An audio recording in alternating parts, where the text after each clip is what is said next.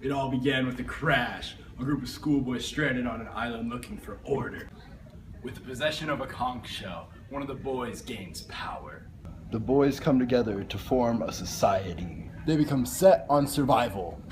With a new way of life comes new fears and responsibilities. Rawr. As they become more scared, conflict arises between the group.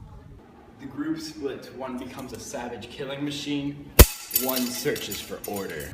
Death increases, help arrives, eventually. Lord of the Flies, a society relying on civilization to maintain humane behaviors. The boys are as far away from civilization as possible, and when that civilization disappears, so does the influence to act humanely. Jack gets jealous of Ralph's leadership and tries to gain power, and it becomes a mess. Ralph begins to make a small civilization based on food, water, and shelter. He gets people behind his ideas, and hence the gears start turning. Society relies on civilization to maintain humane behaviors. Characters. Without them, the story wouldn't be very interesting at all. There are primary characters and there are secondary characters, but of course, each character contributes equally to the story. The two characters that you need to know in Lord of the Flies are Ralph and Jack. Ralph is all about order and making rules and creating groups and basically having an organized society on this island without parents.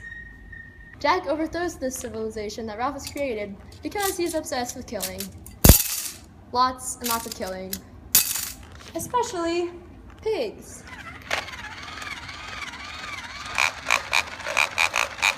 With no rules, Jack becomes an irrational and psychotic savage, and of course, all the other boys go and join him, leaving Ralph or civilization behind while they go have fun killing. Ralph stayed sane because he stayed in touch with society and rules, whereas Jack and everybody else went crazy because they deserted society for barbarism. By using the contrast between these two characters, Lord of the Flies shows that without civilization, chaos erupts.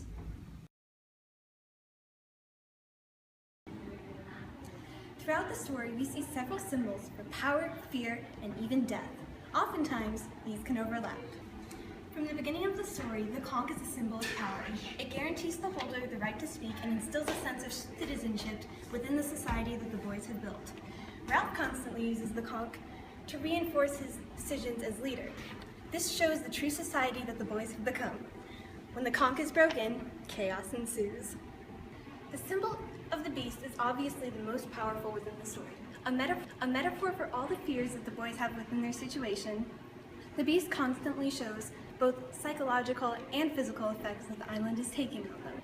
The fear of the beast influences all the boys' actions on the island, leading them to excessively hunt.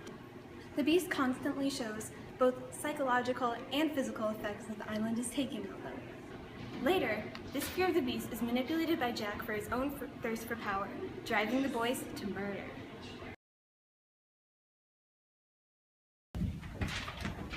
Okay.